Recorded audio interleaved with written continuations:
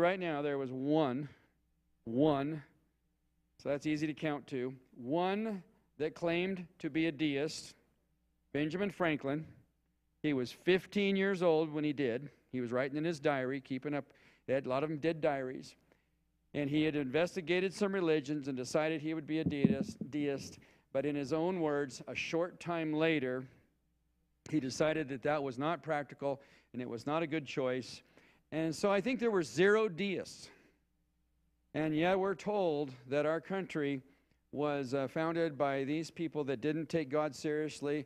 And we just bring out facts, just quotes from our founding fathers, real historical events that actually happened that our kids don't learn about anymore and our people don't know anymore about.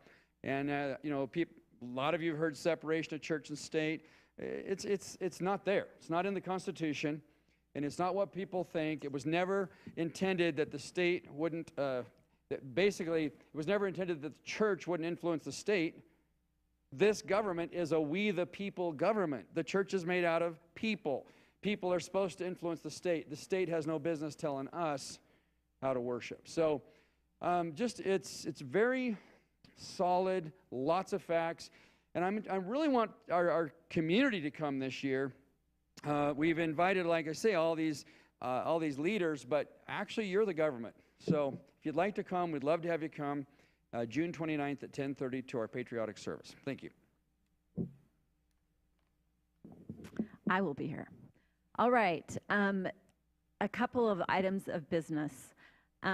First of all, I want to thank you so much for coming. How many of this is your first time coming? Awesome. Okay. We have an email, a sign-up sheet. Please put your email on there. We do not want to lose you. We do send out emails and reminders about the events that we have.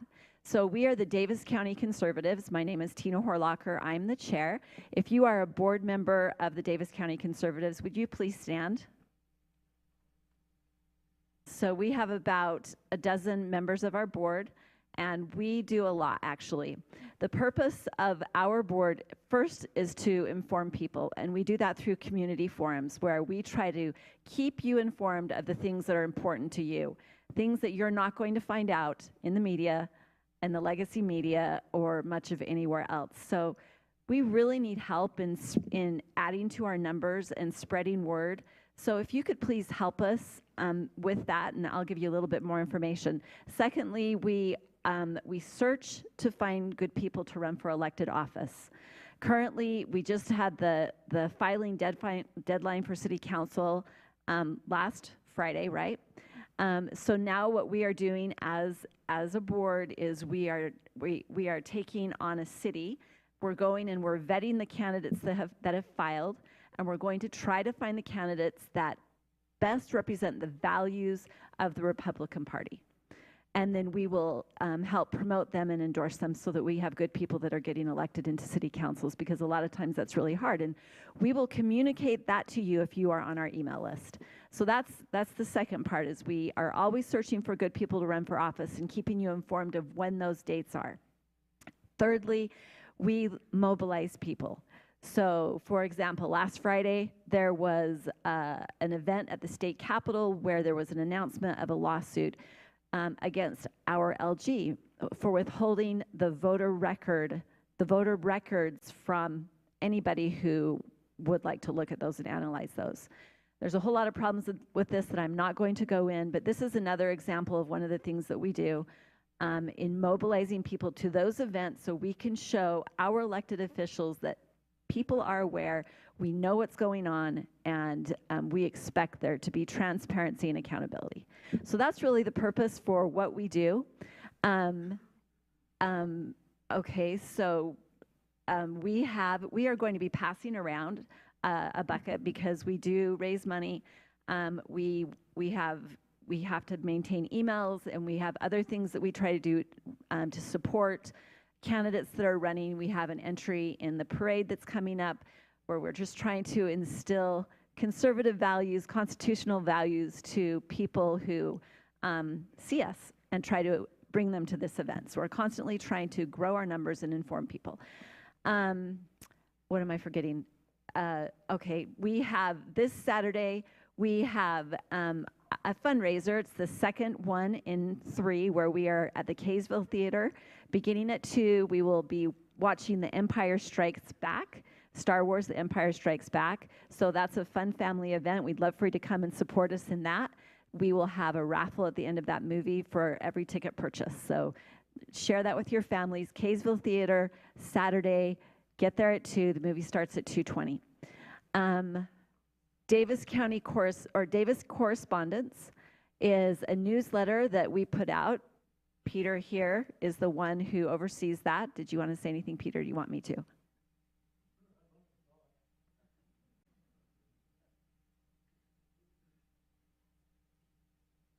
Once a month, we publish an email newsletter. There is no conservative news media in Davis County, so we've made our own. And we have a mailing list made up of all of you who sign up on that list that goes around, and a few other delegates whose names we have. And we let them know what news is going on in Davis County at the city, county, or even the state or national level as it affects Davis County. So if you would like to write an article for that newsletter, you can send it to me. If you would like to just read the newsletter, put your name on that list that's going around, and we'll send it to you once a month. And this coming weekend, we're hoping to get our next issue out, the monthly newsletter, the Davis Correspondence. If you'd like to contact me with information about that, our email address is daviscorrespondence@outlook.com. And we're always looking for people to help contribute to the newsletter. For example, if you go to your city council and you hear something you think that people need to know about, we would love for you to do a write-up. Send that to us and we can put that in our newsletter. So our community forums we hold the 2nd and 4th Thursdays at 6:30 p.m. in this building. The 2nd and 4th Thursdays at 6:30 p.m. in this building. July we take off. But we have a fabulous 4th Thursday event this coming in this month, June. We actually flipped it for timing. We were going to have it tonight, but we're going to have it the 4th Thursday, 6:30, where we are going to have kind of a Patriot camp. We're going to have George Washington. Becky, remind me who we're going to have. Yes? Who else? We have maybe Benjamin Franklin. We were going to have John Knox, but he had to go out of town. And so anyway, it's going to be a lot of fun. They'll be all dressed up. They're going to tell you fun stories, real stories, inspiring stories. Bring your family, bring your children, bring your neighbors. We want this whole place filled, and we are depending on all of you. I'm challenging you each to bring 5 to 10 people. All right, how are we on our technology? Oh, yes. All right, so Jen, did you have something to say? Are you prepared to do that? Thank you so much for coming, and I just wanted to thank Pastor Bickle one more time. It's important. I don't like to eat microphones. It's a huge thing for you to be able to share your building with us, and I super appreciate it. So really quickly, so when I voted, I usually like to vote in person, but when I went to vote on the last day, there were way too many people, and it made my heart swell in line to vote, and I couldn't stick around, so I threw my ballot in the ballot box on the very last day, and as I put it in, the little cover over my signature had fallen off, and I thought, well, we'll see how good this system is.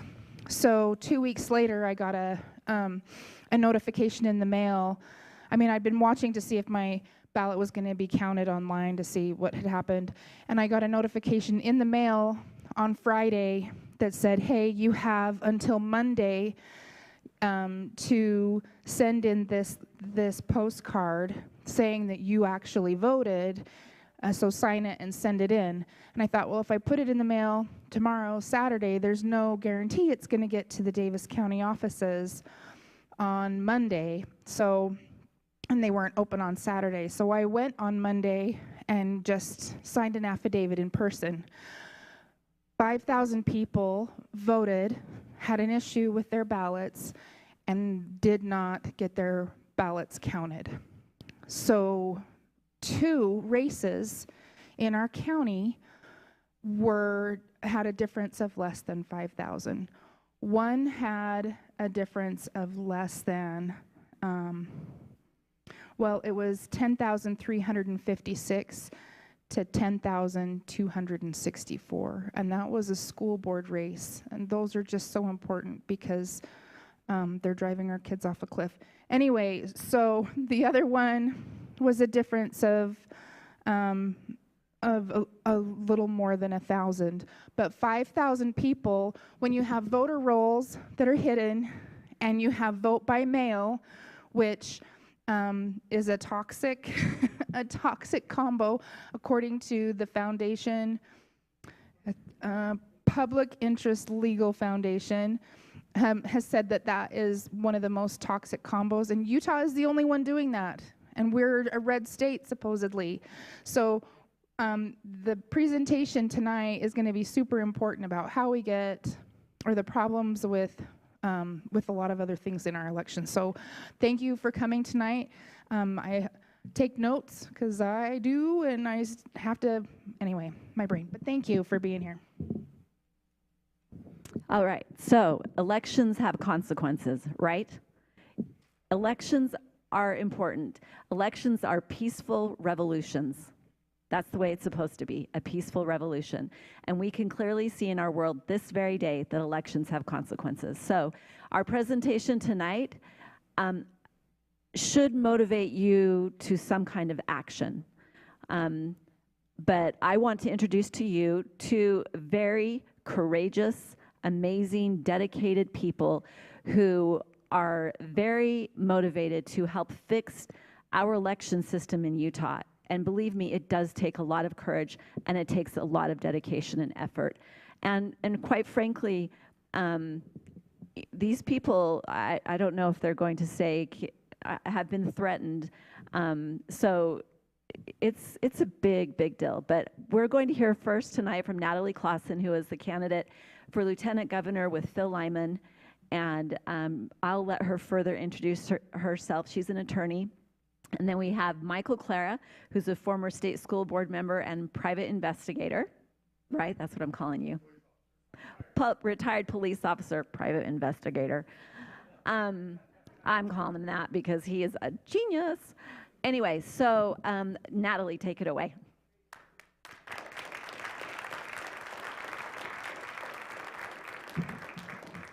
Thank you. It is so great to be up here with you guys. I love Davis County. You have some of the greatest patriots up here, so many wonderful people. So thank you for inviting us to come up here to speak. And thank you to Pastor Bickle. We love him and his church and the great things he's doing. That's perfect. Awesome. Good, thank you. Yes, elections have consequences. Elections matter, and we should be able to trust our elections. We should be able to verify our elections. And as we ran this race this last year, we knew there were problems with our elections getting into it. And as we ran, and we saw so many instances of election interference and problems in it. And I think it's important to speak about these issues because they won't get fixed unless we can talk about them. I talked to a senator's wife, messaged me yesterday and said, we can just keep this quiet, we'll fix these problems. So I said, no, we have to talk about these problems or they will never get fixed. And I think it is very important that we continue to do this. I want you to take note of some of these things we're doing and share it with your neighbors and friends because we need to be able to trust our elections. So my plan today is, can you advance it? I've got a bunch of slides I'm going to go through. I have 12 points I want to talk about of some of the issues we saw in the elections last year. But I first want to start off with this event that happened a week ago Friday. So you guys mentioned it earlier, Tina and Jen. We were up at the Capitol. Raise your hand if you were up there. There's quite a few people. Thank you. We gave very short notice about it. So we had people who came to the Capitol to support this. Our next step in election integrity and to push for more transparency. And I want to be very clear that this is not just about the governor's race last year, but the governor's race last year highlighted the problems with our elections. And so going forward, we have to address these issues. And the last year's race is one of the best ways to address it because it spotlights these problems. So we're using that as a kind of a standing point to move this forward. So what we did up there at the Capitol, so these things are not going away. People are paying attention, you guys are paying attention, and this is important to all of us. We had the Public Interest Law Forum came to Utah from Washington, D.C., and they're a nonprofit group that wants to help us to have clean elections, and they're willing to take on a big case in Utah. Normally, they are working with left states, with all the liberals. This is exceptional to be working with a red state. We're here in Utah, and it's exceptional to have so many problems in a red state. But just as Jen mentioned, I think it was Jen or Tina, that we have both problems with our voter rolls are private. At least 40% of them are private. And we have problems with and we have all mail in ballots, and that's like the perfect storm. And Utah, as a red state, should not be doing that. A lot of the pilot programs are started in Utah because if they can bring it to a red state, it's so much easier for them to import it to other states. So we have to fight these battles here in Utah because of not just our own state, but for other states. So they announced that they are supporting Phil Lyman as the plaintiff, and PILF, the Public Interest Law Forum, is representing him in trying to get our voter rolls should be open to the public so that we can see, because there's a problem, you can't see how many people should be voting, and then they come out and say this many people voted, and we don't even know how many should have been voting, if that makes sense. But we are not in compliance with the federal law. So this is a case that will go to the federal system. It will not go to state courts, which is good because there's a lot of, in Utah we have a lot of connections because our judges are all appointed by our governor. There's a lot of relationships there. So this will be in the federal system, and it's a violation of what's called the NVRA, the National Voter Rights Amendment and Voter Registration Amendment. And so they win all their cases, so it's great, and it's a strong case, and they're ready to take this on. So that's the president who's speaking of PILF, who came to Utah. His name is Christian Adams, a great man. So next slide. This is us at the Capitol. Michael Clara was up there too, and Phil Lyman, who ran for governor last year, incredible person, and he was there leading this charge. So next slide. Couple other things I wanted to mention. So I want to start with two kind of current events, and then I'm going to go back in time. This is the second one, is that a couple of weeks ago on May 22nd, so the legislature is hearing these problems, and they're saying, okay, maybe there's something to this. We do need to listen to some of these people and listen to these concerns. So there was a hearing scheduled. It was called the Rules Review and Government Hearing that took place on May 22nd, and they said we need to listen to some of the concerns with conflicts of interest and nominating petitions, and Michael Clara and I were both able to speak there and to address some of those issues. We'll see what happens, but it's on public record. I'm going through 12 things today. I covered about 10 of them. Well, I only spoke for 10 minutes, so they got a very abbreviated version, but they know some of our concerns, so we'll see what happens with that. So next slide. This is me at the hearing, and then next one, Michael speaking there. The next one, and that is an introduction to Michael, who is that's his bloodhound, and he has been like a bloodhound searching for a lot of these issues, not connected to our campaign, but has seen problems. And I feel like each one of us kind of has our own role to play, whether it's waking up our neighbors or speaking up on issues, and each of us can do our own thing. Michael was not part of our campaign, but he's really good at asking questions, and he's good at when if as an investigator, former police officer, if you have a box and they say look everywhere except for here, then that's the place you want to look, and he keeps getting those answers, and they say but not here and not here, and so he's really good at doing GRAMA requests, which is the Government Records Access request. So our documents, our government documents, should be public, and he asked the right questions to get that information, and it's found out a lot of incredible things from there. So let's go forward.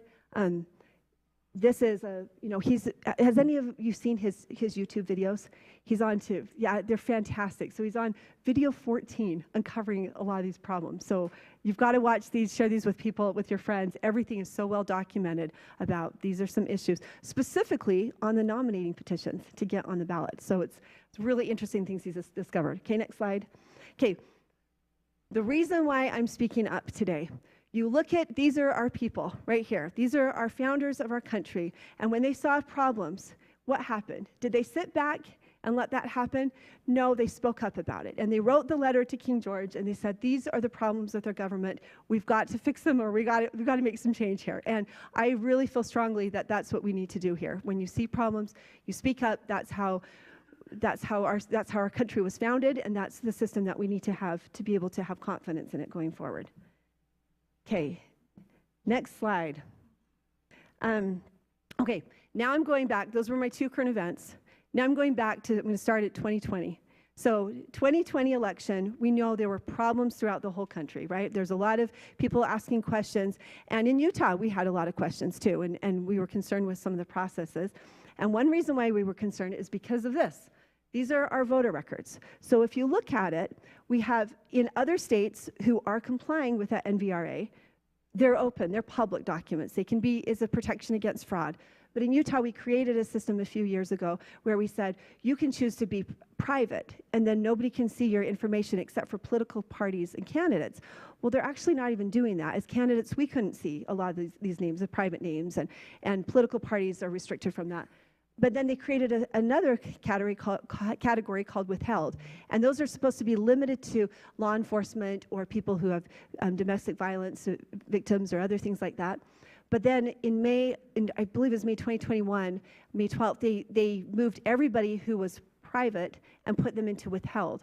And so it bloated that whole number of withheld categories. So now in Utah, we have over 40% of our voter rolls are just hidden. So they're like ghost voters. Is a huge problem, Jen. And I was just going to say, I know this firsthand because I got all the voter rolls I could get through the 4 major counties. I can tell you how much Mike and I got. It's 40% that they let us have. It was 60% we couldn't get. Okay, so we did that firsthand. thank you. So Jen's experience is she tried to get access to the voter rolls, could only get 40% of it. That number is increasing, so of these hidden voters, and it's really a problem. So in 2021, there was, next slide, there was a, Salt Lake County looked at it and they said, okay, we need to have an election integrity report. And because the county should, the party should really own a lot of this data, and they should own the primary record, the primary election and other things like that should belong to the party. So the party said, we need to look at it. Gowd Maragani, if you know Gowd, he was one of the ones who did a lot of the research on it. He's actually the attorney who's helping us with this case with PILF, which is great too. Next slide. So when he looked at this 2021, look at those numbers there. This is just Salt Lake County. This was the only county we could look at. And of those numbers, there were over 500,000 votes were cast, 550,000 roughly. But that last number, well, not last, but there were 32,000 were excess of votes that cannot be attributed to registered voters. So 500,000 and then 300,000 were public votes, 200,000 were votes cast by private and withheld. But then the total number of private and withheld was only 206. So there's see that delta, that difference there? That those were votes that should never have happened because they were not on anybody's, even as hidden voters, they didn't exist, but those votes were cast. That happened in Salt Lake County. So at some of the precincts that in Salt Lake County, they were voting, that group of private and withheld, these ghost voters, voted at 300% voter turnout in some of our precincts. It was crazy. And then on average, if you take all those numbers, it was 106, I saw two numbers, 116% or 117% of voter turnout in that category. So that is a huge problem. That was like 4 years ago, and we still haven't cleaned it up. Now we've got PILF who's going to try to help us clean that up. But our lieutenant governor has been on notice about that for a long time. Phil took this information. He was a representative at the time. He was in perfect position to take this and publicize it. He went to Deidre Henderson, who is our lieutenant governor, who is also the chief elections officer. And he, next slide, he went to her and he said, here's the issue. These are their numbers. What's going on? And she's like, oh, that's a problem. And how is this possible? And he's like, well, that's a really good question. Like, how is this possible? And hoping to get some help, like, let's dig into this. He's an auditor, or he's a CPA, so he's into the numbers, and he's like, let's go through this and get some confidence in the system. When he asked that question, she came back and called any of these claims about election integrity are destructive, and they are very concerning. So instead of attacking the numbers and digging into the numbers, she's going after the people asking questions, and that's not okay. That's a problem. We're seeing that over and over. Next slide. And instead of doing that, she answered by spending over about $500,000 of taxpayer money on a big public campaign across the state. Do you guys remember these billboards? And they were all over I-15, all over the state, saying, trust the elections, we're the gold standard, don't ask questions, basically. And so instead of opening up of documents and giving us confidence that way, it was more of this gaslighting. Next slide. Yeah. Uh-huh.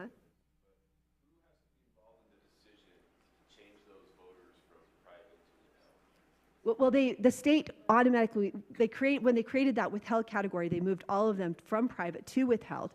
And so it was a new category, and that's when they moved them all over. But now when people register, they're supposed to choose which category, but there's no check really on that withheld group. It's too big of a group, and there should be a check on there.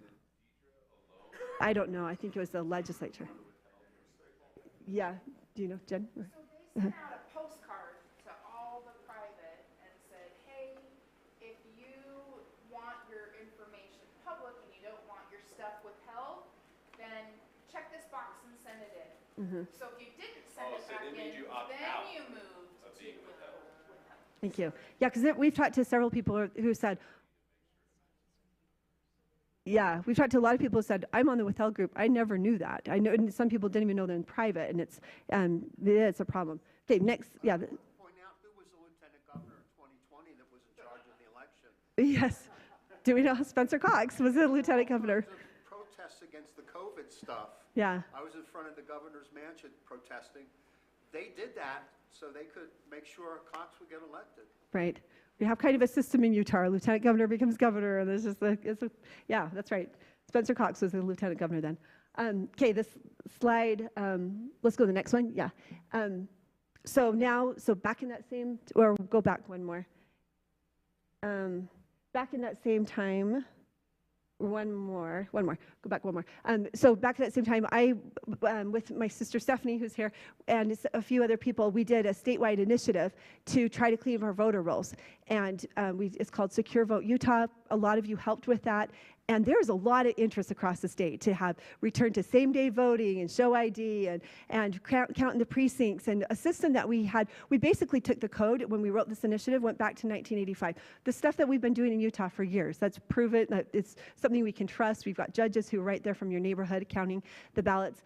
And we had this initiative and had huge success. We only had 5 weeks to get signatures, but we got over 28,000. So I know there's interest in the state that we keep hearing this narrative that people just want convenience, but there is an interest in having a system that we can trust and verify. Next slide. So this is back in 2021. And then when we pushed on that, here's Deidre's response to that. If you can see that top thing, it says there's a group called Secure Vote Utah. Her response, there's people in the state who want to make sure that you don't vote unless you look like them or think like them, which is not true. So again, it's kind of this narrative, like go after the people who are trying to kind of erase this thing if you're trying to clean up our elections, which is not accurate. We want to be able to trust our elections. And those comments are really destructive to do that to people. Okay, next slide. Phil, at the same time, was the hero in the legislature saying we have got to clean this up. He took on major election bills. This HB 371 would have done incredible things for our state, really clean things up. And he pushed for that. I went, this is a picture, I went and testified at that on behalf of the people who signed our petition, saying that there's a lot of interest on the ground for this. But that did not make it out of committee, and it was an effort by the lieutenant governor and some of the current representatives to keep that from moving out. Next slide. And this is, again, her attitude. There's absolutely no evidence of election fraud in Utah. And again, keep repeating that narrative. Okay, next slide. So that is kind of setting the stage for why Phil Lyman decided to run for governor. So he had been county commissioner. He saw a lot of problems there in his county. He saw FBI raids, and he ended up serving jail time for that, standing up for the people there from the prison for 10 days. Then he ran as a representative. Now he's running for governor because he wants to clean up our system and our elections and get rid of a lot of the corruption across the state. So he decides to run. Now I'm moving forward. We're in March of 2024. And this is point number one. I'm going to do 12 points. So we have, in Utah, we have the governor and a lieutenant governor. And our lieutenant governor is the chief election officer over all the elections. And we keep centralizing all the power to her office, taking it away from the county level, which is really a problem. And so there's only 3 other states. Next slide. So she knew it was a problem, and it's a perceived problem, an actual problem. So she said, and this is, I think, did the right thing, said, because of this, I will sequester myself from my race. I'm a candidate. I'm going to sequester myself. I will ask the former lieutenant governor to come in and answer any questions that arise, Greg Bell. So she did that. This was a press release she put out March 2024. Next slide. Time went on, and we thought, where is Greg Bell? Someone created this meme, and we saw it going around the internet. And we didn't see him. Every question was answered by her office, if answered, and every correspondence was done with her office. And we didn't have any knowledge or confidence that there was an outside and independent advisor in there. So next slide. So we did a grammar request, and which is how we found out almost all the information we've found out is had to be done through grammar requests. It's been very, very difficult to find out information. But Phil asked, tell us about that relationship that Greg Bell had. Was he actually involved in this? What was the contract? What was the agreement? And if you can see at the very top part, they said, we were unable to locate any records about a contract or any written agreement. So no contract, they couldn't find it. And then we also asked, can you just send us any communications that was had between the lieutenant governor's office and Greg Bell's at his office, or to him personally? And we asked for everything. We asked for PDFs and photos and JPEGs and emails and all that. And then, and they came back and they said we could only find one text between them. One text. And then next slide, and here's the text they found. This is Deidre writing to Greg and saying something about how it was great to see him at an event, asked for his contact information to contact him, and he responded, likewise, loved being with you, Greg. So that was the only thing that we had. So clearly no involvement that we're aware of, and she was directly over the election, so it was gaslighting to the public to tell us that. Okay, number 2. So that was my first one, is that there is that inherent conflict. It was not mitigated by having her being sequestered, despite her telling us that publicly. Number 2 is the GOP state convention. So raise your hand if you're a state delegate and you attended a convention. Awesome, good. So think of the climate back then. If the news was reporting that for the first time in Utah's history, people were not happy with the direction Utah was going. And so it was not a surprise that Phil won handedly at the state convention. They were really excited. We need a change in Utah. They were excited about Phil. They were excited about his courage and what he was going to bring to the governor's office. Next slide. So he got up there and he won overwhelmingly 67.54%, which was incredible. And so with that number, he should have gone directly on to the general ballot. And everyone knew that. We do have the signature path, but if you get over 60%, the signature path doesn't apply, and you go straight to the November general. And that was written in our party constitution, and it was an understanding of everyone at the time. In fact, this is Spencer Cox explaining the system. Let's see if this will, I don't know if it'll play. See if that one will play, that slide. It will? Oh, it won't play. Okay. So I've got a video of Spencer Cox, and probably some of you guys have seen it, where he says, this is his direct quote, if you get 60% of the delegates, you're the nominee, period. End of story. You're on the ballot in November as a Republican, and you don't have to have a primary. So he knows that. And when the SB 54 was passed in 2014, he said this in 2017. And the context of his whole presentation was basically saying, I don't like this system because this is what happens with the system. And so he knew that. So next slide. This is in our Constitution, the exact same language. You get over 60%. You're on the general. Next slide. This is the state convention. So thank you for being there that day, all of you guys, and for representing your precincts and voting there. Next slide. This is, and do you remember this? This is the booklet we got when we were there. And this is the exact same language was found in our booklet. So all of the delegates knew going in there, if we can get Phil over that 60%, we don't have to have a primary. So next slide. That's Phil with some of his family members. And next slide. Here are the results. This has never happened before in Utah history, where you had somebody defeat an incumbent governor by this margin. Never. And Spencer Cox was not expecting that. Or I don't know if he was expecting it or not, but he didn't respond appropriately for that. But So yeah, Phil got 67% on that. And should have gone straight to the general. So that is a huge problem. That was my number 2. Okay, number 3. So number 3, so we should have gone on, but Spencer Cox responds and says, you actually have to have a primary because I turn in enough signatures to be on the ballot. And we were arguing back and forth. We went through the court system. We were saying that should never apply. But he says, I got signatures. And let me just tell you about these signatures. The first one, it's called a nominating petition that you have to fill out to get someone on the ballot. If they get over 28,000, so it's a bill SB 54, which allowed for the second path to get on the ballot, to bypass the whole republic system where you vote for delegates and all of that. But it's a petition that you sign. If you look at this is our state code. These are all kinds of petitions that you have in state code. And it's listed there towards the bottom. And it's a petition.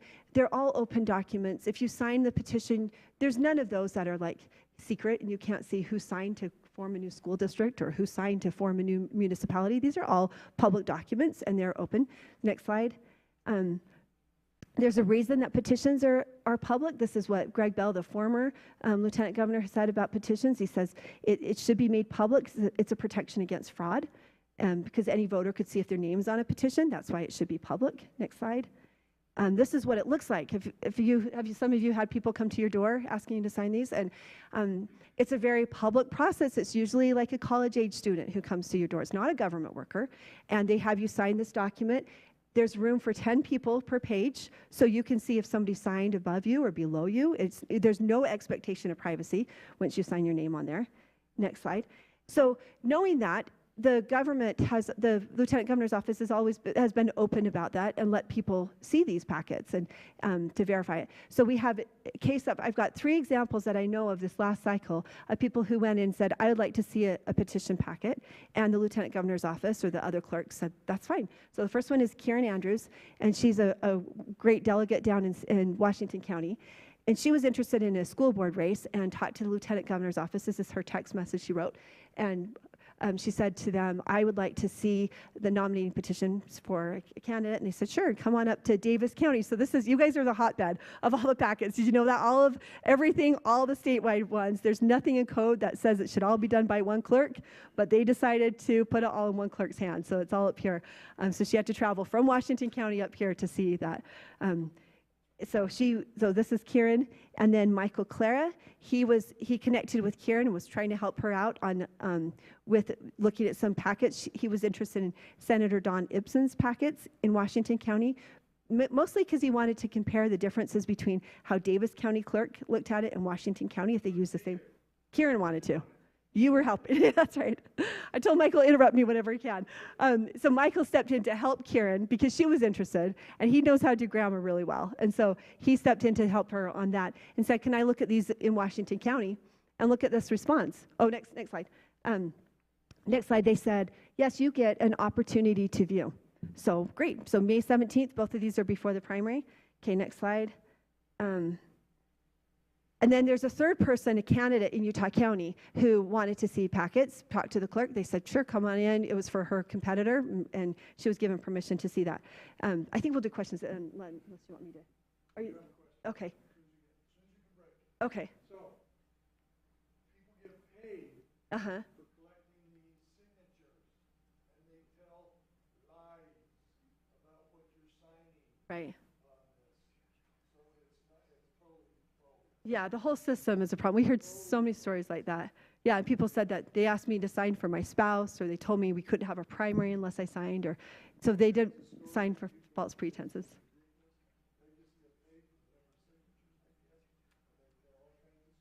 Right. Yeah. Yeah. You're right. They do tell things. They have an incentive to get those signatures, and so they say what they need to, and people don't realize what they're doing by signing those documents.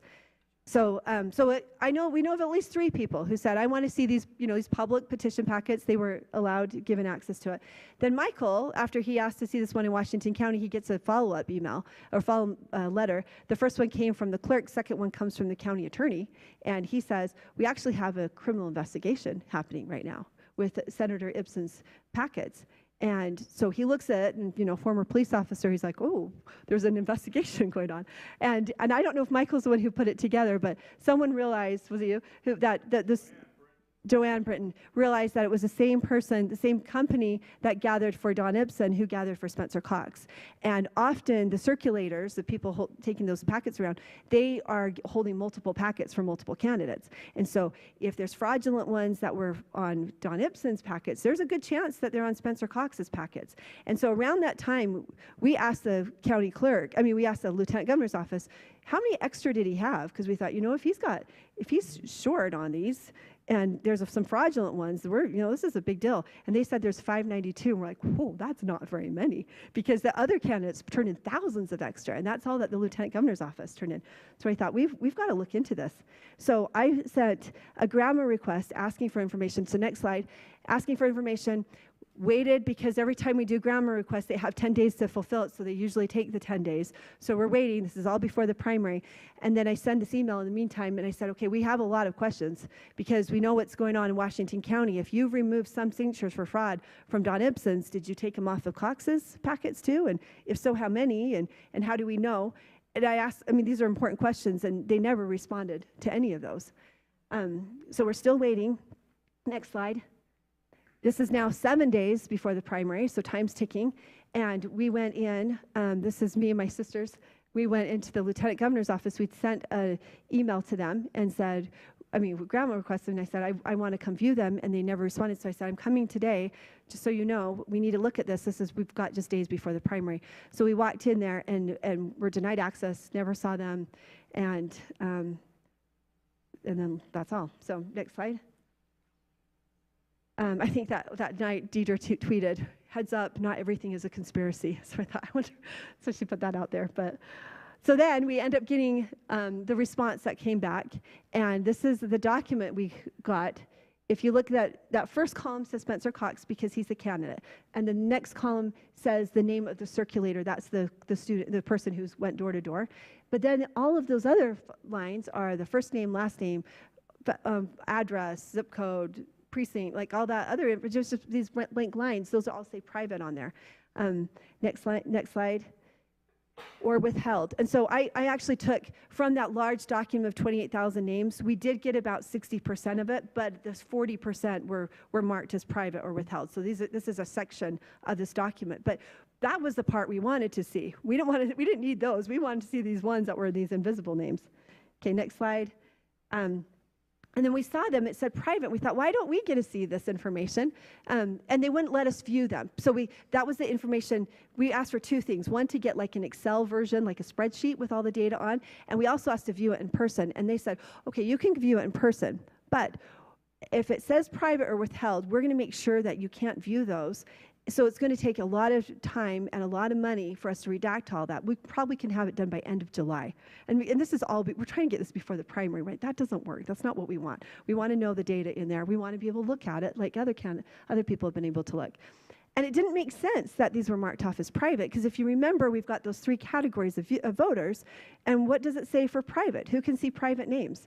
So you look at this as a state code, and on that, it's very clear that political parties and candidates can view it, and their contractors. So Spencer Cox's contractors had access to that information to gather those 40% of private withheld names. They had that, but then we couldn't even look at it as candidates. Yeah. Yeah, right.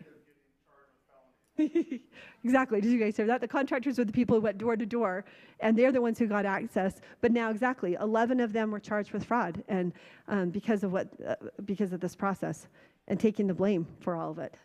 Okay, next slide. So that was on the state code. This is the form that you fill out if you want to vote. It says the exact same thing. If you mark right here to be private, just remember, political parties and candidates will see it. I guess it's only some candidates. Next slide. The incumbents. There's a special benefit for incumbents in Utah. And then this next one is, if this is currently on our webpage, on the Lieutenant Governor's webpage, it says, oh, you want to look at the voter rolls? Okay, mark here if you want to see the private names if you're a candidate or political party. Okay, next slide. So how many of you helped sign this initiative to save our state flag? Yes, me too. So did you know when you signed it that they treat these names so differently? Next slide. Because if anyone who signs an initiative or a referendum or anything else, their names are uploaded onto a spreadsheet that is on the Lieutenant Governor's page for months and months. Private, withheld, and public names are all on there. So you could click on that and see that. So it's just a very different standard. Like why, that's where it raises questions. Why is this so hidden? Why can all the candidates' packets be seen but Cox? And why can all the private withheld names be viewed unless it's on his, that's just on his page? It's really a problem. Next page. Yeah. Well, I don't know total, but a lot more than that. I think so, yeah. They gave us credit for 81,000, but there were thousands and thousands that were tossed out early. The standard is very different than it is for candidates, where they'll throw out entire packets because a date was put in there wrong or disqualify all the other ones, where we have full packets of fraudulent ones, and they'll pick through that to try to grab signatures. That's what Michael's been figuring out, to grab signatures to try to get them to get enough. So, yeah, it's very, very different. Yeah, they have all the data and all those names and all those. And every time we've asked for anything, we never get dates. I'm like, why can't you show us a date when these people sign? And there's, yeah, exactly. So here's another thing. So, yeah, Jen. So as a member of the State Central Committee, there were several of us that also requested the data from those who signed, and they said they could give us, for a fee, they could give us the ones that were public but not private or withheld. Exactly. Thank you. So same thing, you guys as the GOP, yeah. As a GOP, they asked to, as members of the State Central Committee, were asked to get that information. We're also denied. So it's important to know, because this was our primary. This is the Republican Party primary. Other states, their own party does their own primary. And in Utah, the lieutenant governor does our primary and then just tells us what the results are. And there's a problem, there's a disconnect there. That's one of those things this is important to be loud on, because that's something that needs to change, whether our party starts managing our own primaries or our party becomes more involved in verifying data and being an active part in this. Okay, our next, let's stay here. Sorry, go back that one. So then Michael Clara, so he's looking down in Washington County, Senator Ipsen's packets. We're still trying to find that, because we thought if we could ever get Cox's and we could get Ipsen's, we can make that comparison. So he went up to the State Records Committee, and we joined in as interveners, me and Phil. And a lot of you were there. Thank you for being there that day, and thank you for paying attention this whole process. Yeah.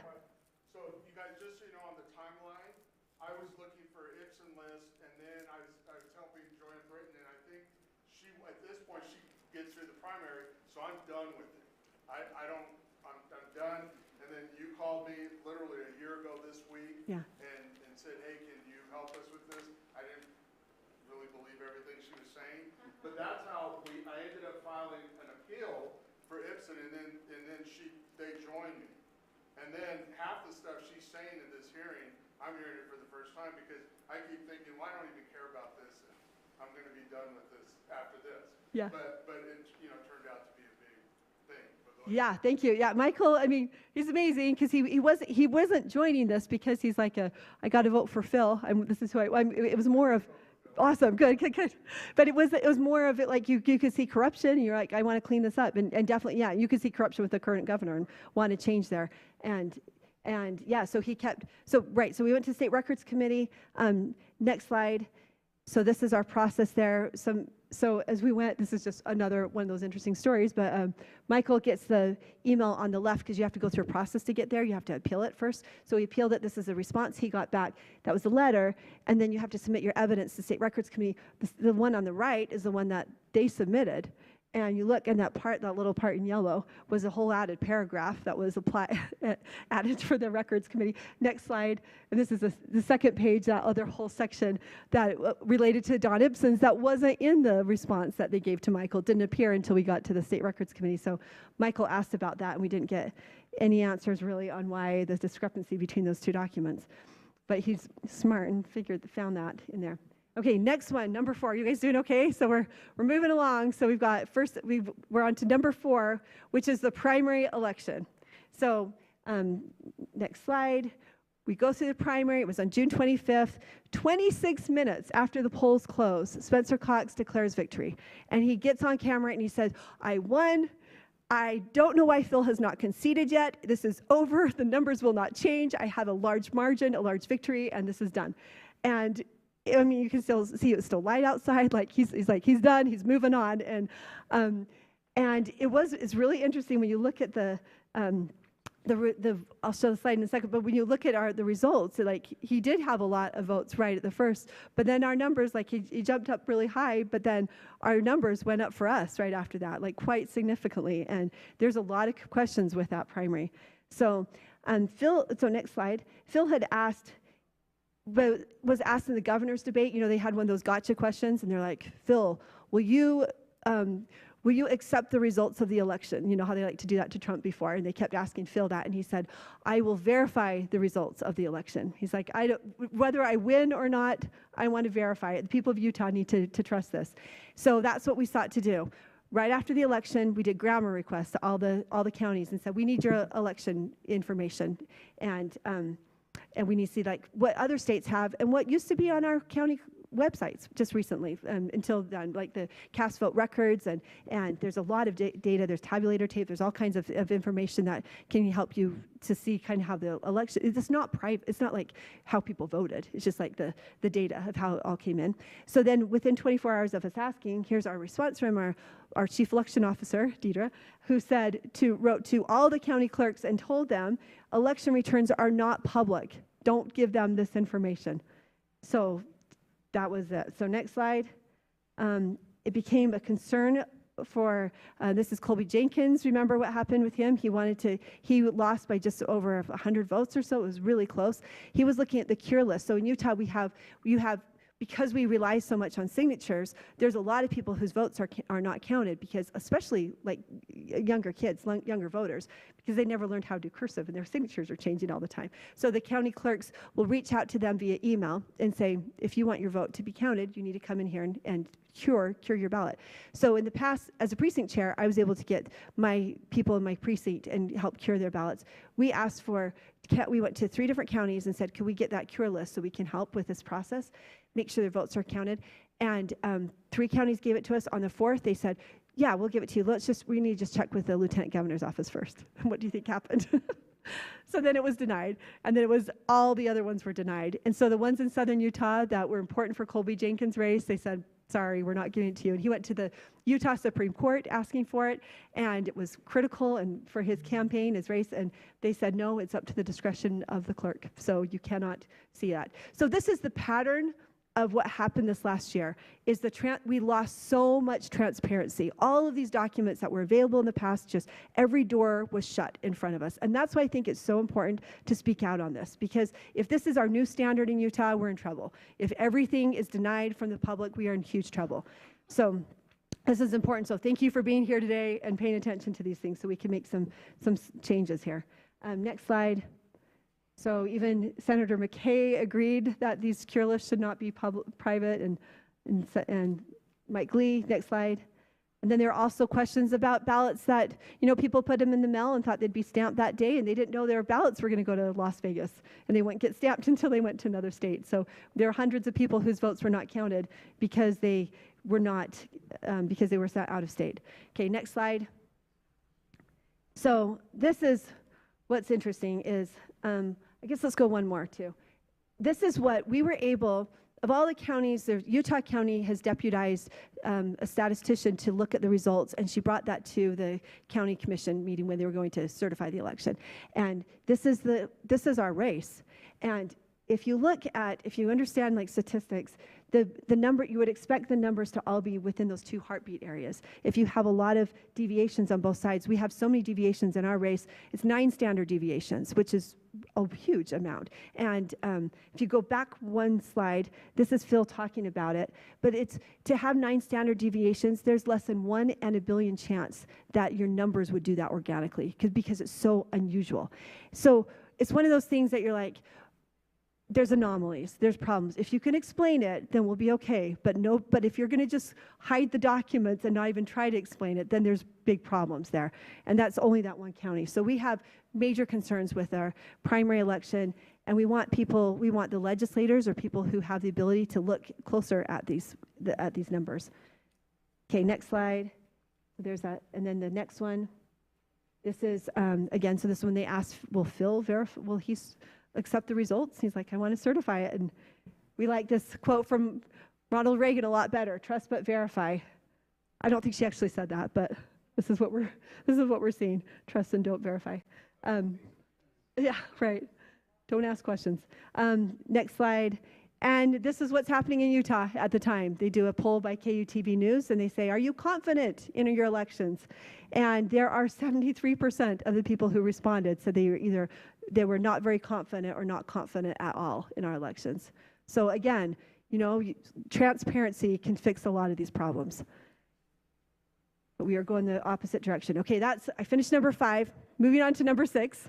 This gets more exciting too. 6 is gaslighting by our governor. So our lieutenant governor, next slide. This is the tweet that she sends out during this time. Phil Lyman is the only candidate in the state who has tried to steal an election. And she says that he had disregarded the rule of law. And, as an attorney, too, that is very offensive to me because we did everything the right way. We went through State Records Committee. We went to the 3rd District Court. We went to the Supreme Court. We've done grammar records, all the right things to try to verify these elections. Okay, next slide. Okay, number 7. This is Washington. This is where the GOP comes in. Okay, next slide. So, we have great members of our GOP in Utah, our Republican Party. So thank you for all of you, what you're doing for the party, for being delegates, for being involved in the process.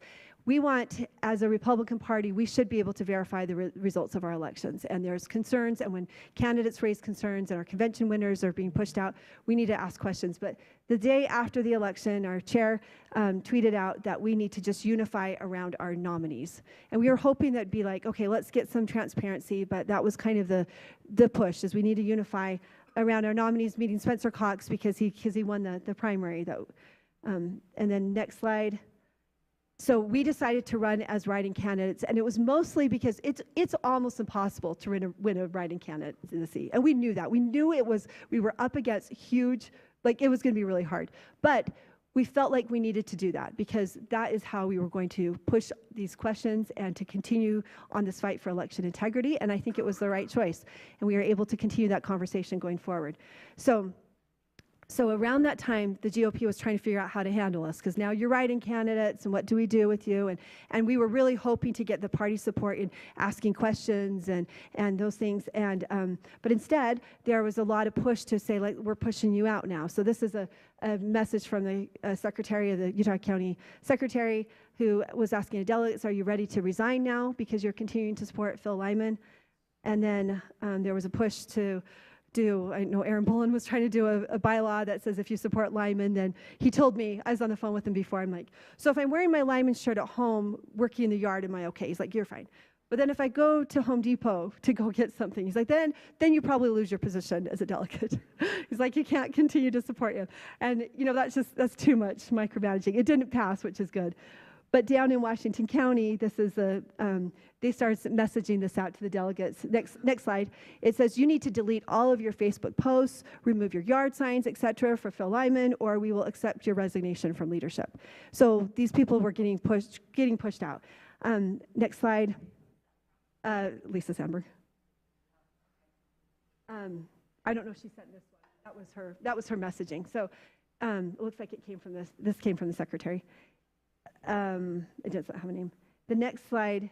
So then tell me if you know the story. So we're down. So September is our Constitution Day, and Washington County has a great event where they honor respect the Constitution, a freedom of speech time, and they meet the candidates. But our delegates who were down there and just got that email were getting really nervous because they thought, we still want to support our convention winner. We really want to figure out what's going on with this election problem.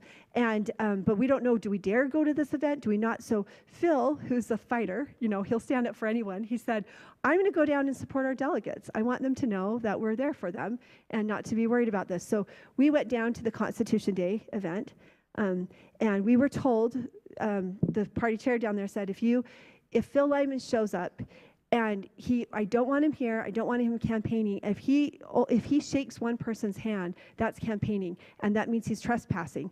And then we had 2 sheriffs reach out to us, and here's the next slide. Here's a text from one who said, if you come and you're found to be trespassing by the party, there is room for you in my jail. So that's what we went down there with that.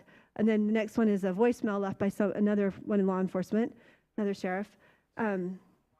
Next slide. But this is what they had, the contract they had asked for when they went down there. They said that this is an event that's open and inclusive to all members of the community who care to attend. So we thought, we should be able to go there. We care to attend. We want to go.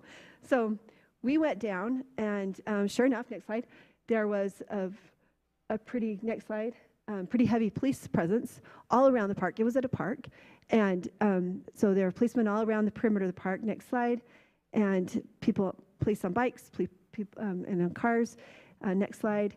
And a little tiny line of flags, little sprinkler flags, that marked where we could stand and where we couldn't stand. And so they told us, so there was a farmer's market on one side, and then there was the event on the other side. And they said, don't cross this line. And so we were watching that, and I felt like, I told my kids before I went down, I said, I think I'm coming back tonight, but I'm not sure. We'll see what happens. And I just felt like I was in grade school. I don't know if you guys have ever played that game where there's the pretend line in the ground, and if you run over there and you get caught, then you get thrown in jail. And so I was watching that, and there's police officers there.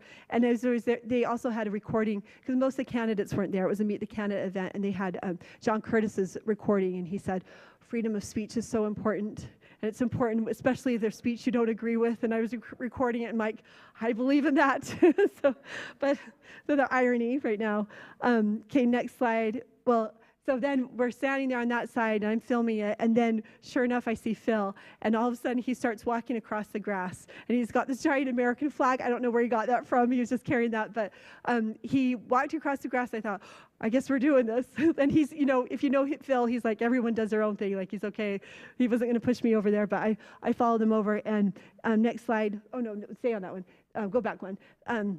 There was somebody from the pro-life booth who said, I want you over here by me. He's like, this is a joke. Like, you're standing over there in the farmer's market. Come here, and you can be here with me. So that's what we did. Next slide. But then, the party leadership sets a chair down there, was concerned the whole time and watching us. Next slide.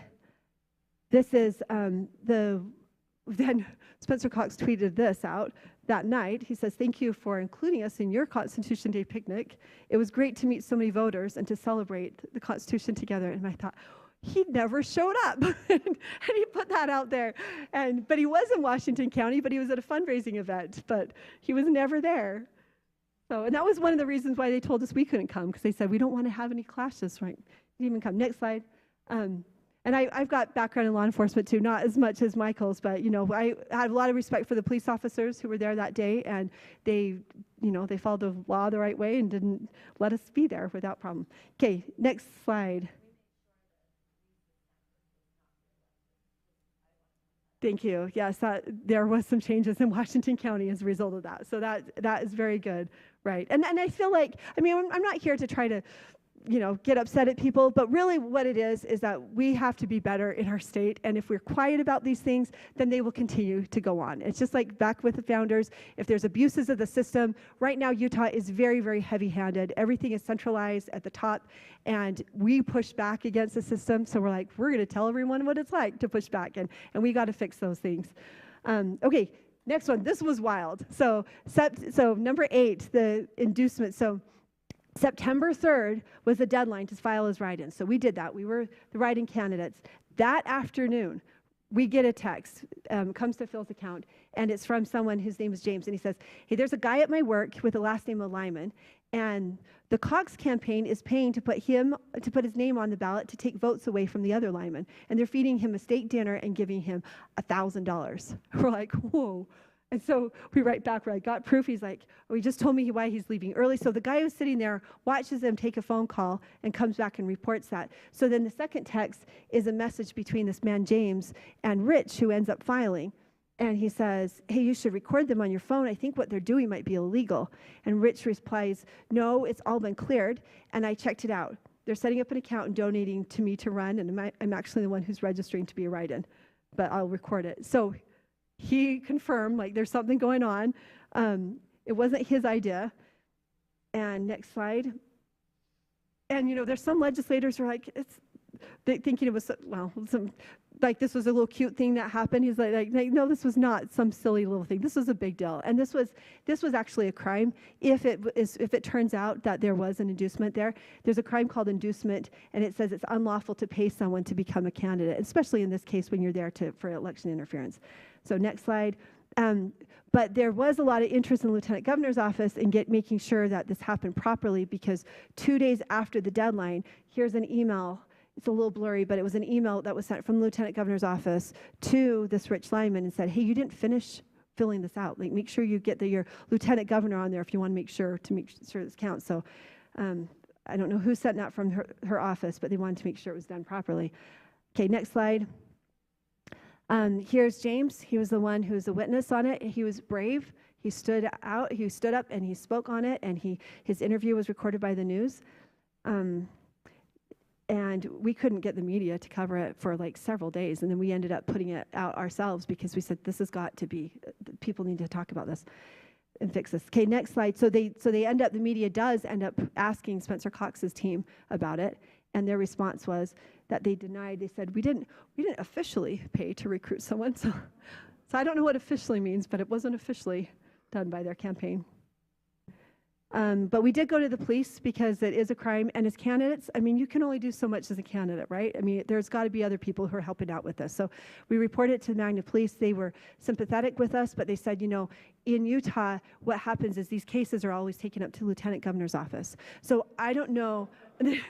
They said, I don't know. I mean, I can see there's a conflict of interest there, but I don't know if that's like in state code or if that's just how it's been done through time, but that's something that needs to get looked at into too, because election fraud needs to be handled at the county level instead of moved up to the top, which is what was happening with us.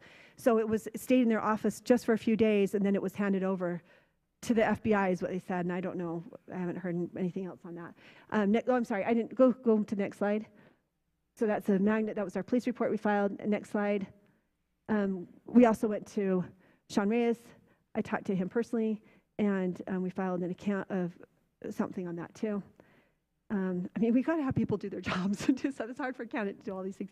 Okay, next slide. I just talked to him in person, and he said, make sure you file it officially, and then we did, and we didn't hear anything back about that. I don't know. Yeah. So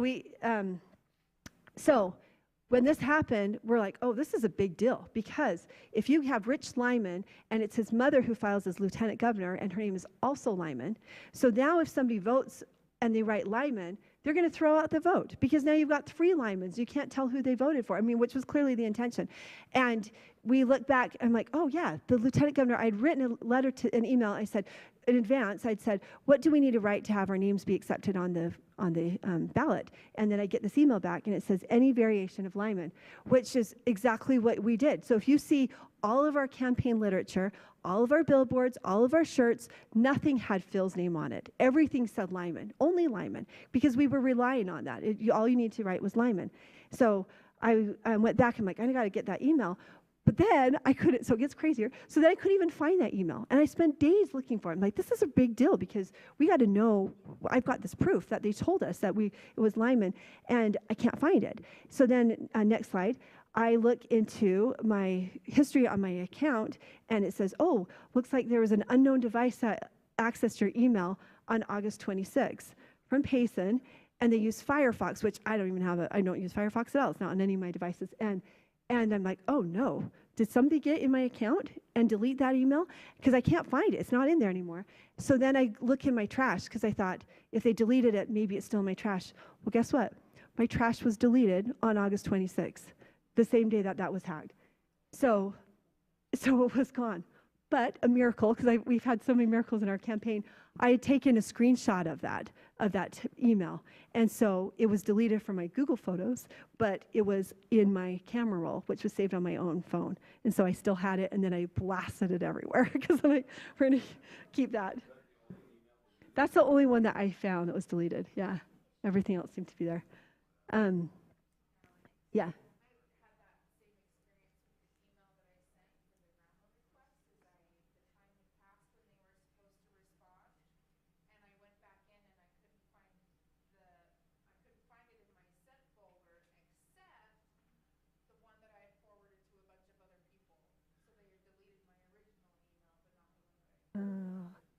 That's weird. Yeah, it's yeah, not good. Yeah. Lots of, yeah, thank you for saying that. It's crazy things. So so going forward, so we know that it wasn't a real campaign. Here's a financial, next slide. Here's his financial disclosures. He never spent any money on the campaign besides filing. We saw, next slide, we saw Glenn Beck around that time, and he's like, so which lineman are you with? So like people knew about this and what a problem it was. Next slide.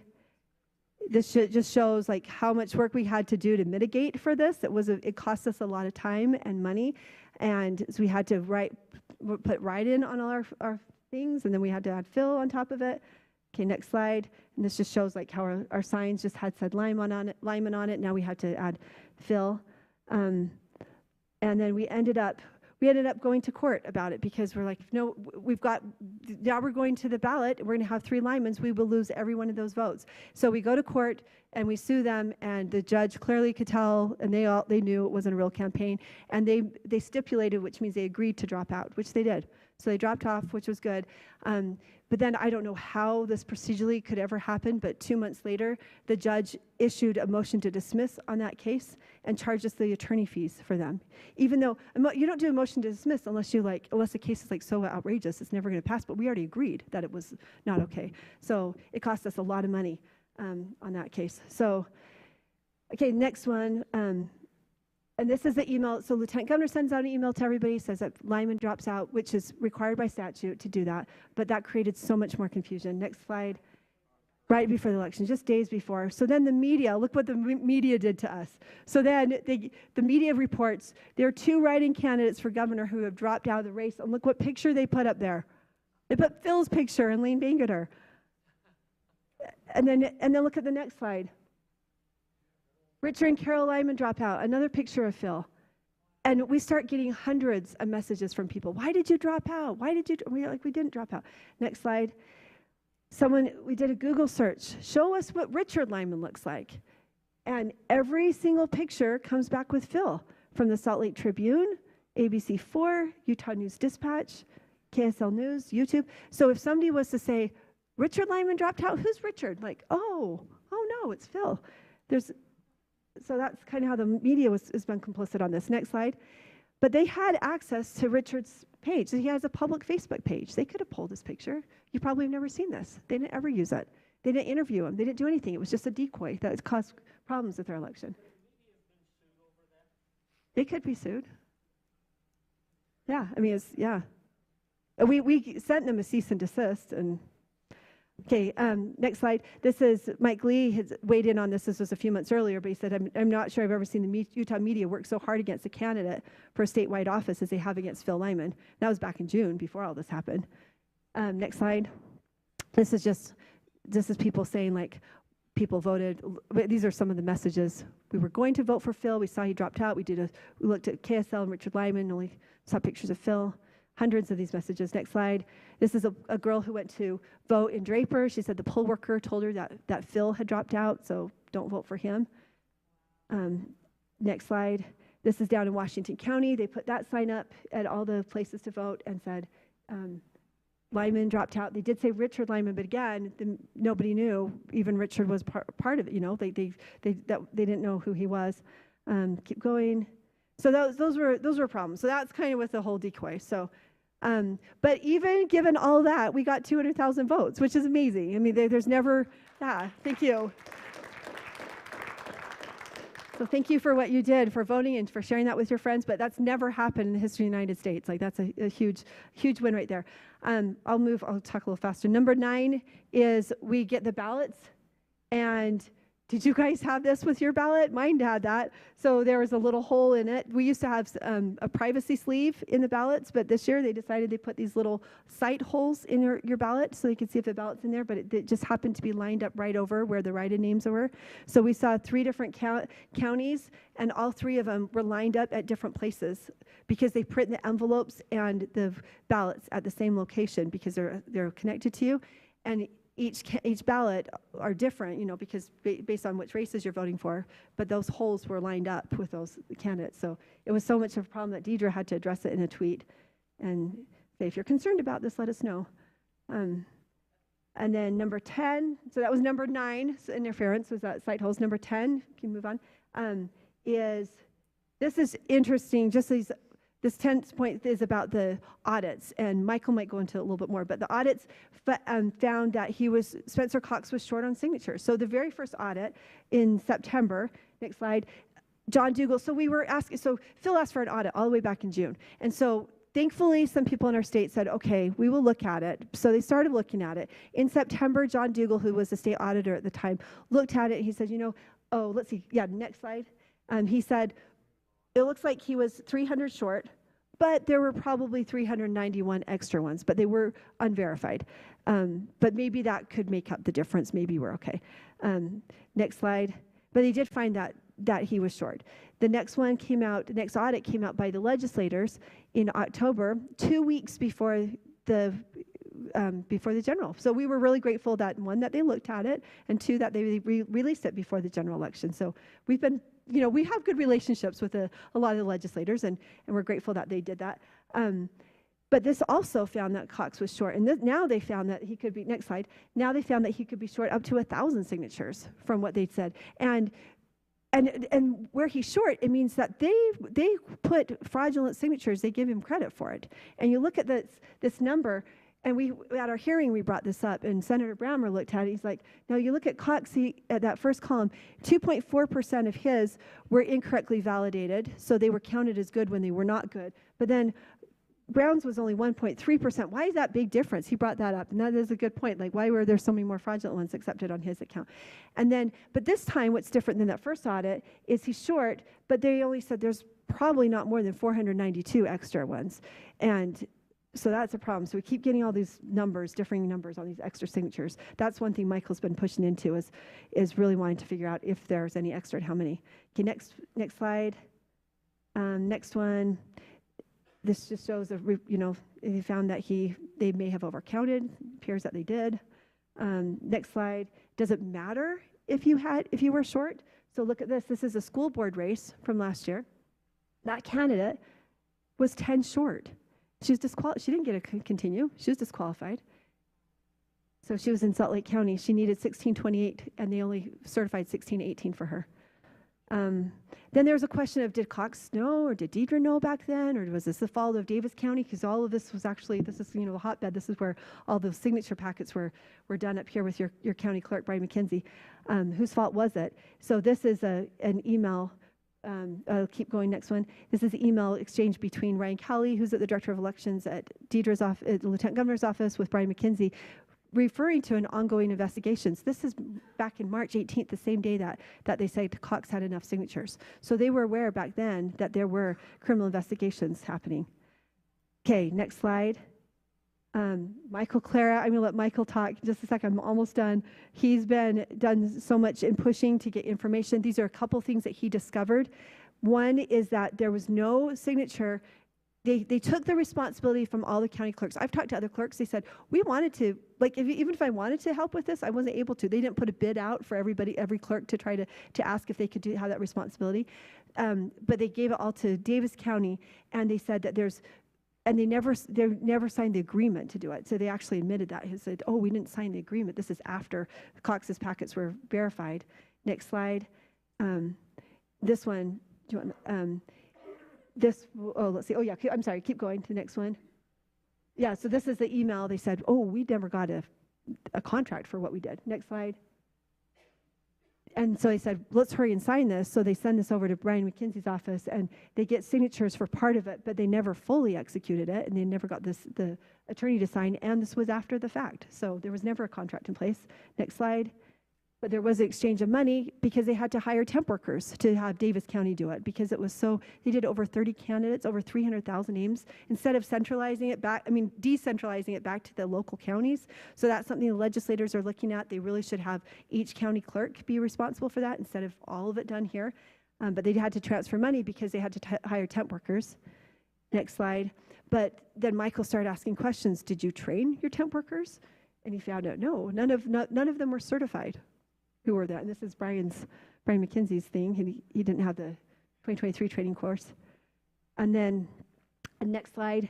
And then Michael figured out too, there's residency required on all of the petition packets. And some of the circulators had their addresses and they were not Utah residents. And that was required, but their packets were accepted.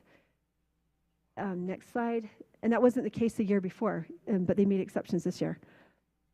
Then he asked a lot of questions. So back, there's been pressure, like, are you doing it right? So back in June, Brian McKenzie wrote, he said, these are the steps that we took. He wanted to help make the public feel confident in it. So back in June 21, he wrote this letter. He said, I affirm that we did all of the following. But as Michael's looked into it, he's found everything in yellow highlighted never happened. So there's a lot of problems. Okay. This is my last one, then I'm going to let Michael take over. So number 12 is about lawsuits. So I just want you to know, because there's a narrative out there, but we have never lost a lawsuit on the merits of the case. Like they've thrown it out for, I don't even know, just for dumb reasons, but we've never actually hurt us. But it is very difficult to ever win a case as an injured candidate because there's already a stigma out there. You're just trying to overturn the election. You're trying to do this. We are trying to get transparency. We're trying to get information, and we wanted support from GOP or other legislators or other things. But this was our last resort, was to take these lawsuits because we tried every other angle. So just one example of our lawsuit, the next slide, is that they threw out our case on a motion to dismiss to be able to view Spencer Cox's packets. And the reason, they gave two reasons. First, it says you had 29 county clerks who did the verification. I'm like, no, we didn't. That was the whole point. We didn't. But that's what the judge wrote. And then he also wrote, these people who signed the packet specifically asked for their data to be kept private while they did the signature gathering. And you saw that. You saw the packets. It didn't say anything about, do you want your name private on this little petition? That never happened. And that's the whole point. So those are two reasons why they threw out our case. So just all this, it's been a crazy time doing all these things. Okay, our next slide. So that takes us back to kind of full circle of where I started. This is why we're still fighting these things, because we feel like this is important. It's not a case of let's try to, injure candidate or whatever. It's like we have to clean up the elections. And so much has been exposed this last year because we've asked questions. Michael's research, other things. We've asked the questions that we have to fix this. And this is where we're at. And that's why we're doing this lawsuit with PILF right now. And I just want to end with one thought. I served my mission in Germany, love the people of Germany, and there's a story that they tell of this church. And behind the church is a train track. And it was during the Holocaust, they would take the Jews and put them on the train, and it would go right behind the church. So the people inside the congregation could hear the train track coming. They could hear the Jews inside the church. And it was really difficult for them to hear that. It was really, a horrible situation for everybody. But the response of the people in the church is they decided to move their choir time up so that they would be singing when the train would go by. And the reason was not to help the Jews, to help them, but the reason was to help themselves, to silence those cries, because they didn't want it was so uncomfortable for them to hear that. And so as I go through all of these very uncomfortable things about what's happening in our state, because we love our state, we love our country so much, we believe in the founders and the great things that they did for us, we are at a time when there are uncomfortable truths out there. And what are we going to do? Do we say all is well in Zion, everything's fine, we will trust the process, we won't ask questions, we don't want to be called racist or whatever they're going to call us? Or are we going to say, we need to be able to trust our elections, and we need to be able to have confidence in it? And I think that's what we need to do, is we need to raise our voices, share this information with people, say, we do have problems. We live in the greatest country on the planet, on earth, and this is divinely, it was inspired by God. Our Constitution was inspired by God, and our systems here, and we need to do all that we can to keep our country great. So thank you all for your interest and for all that you're doing. We all have our own place, our own spots to fill in this fight, and I encourage you to continue to be involved and stay involved in this. And so thank you for letting us be here today. Yeah. Thank you.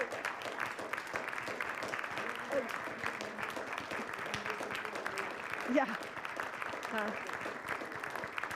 Thank you so much, and I'm so grateful that Michael is here because he's got incredible expertise and things that he's done. So Michael's going to take some time to share some of the things great research that he's done.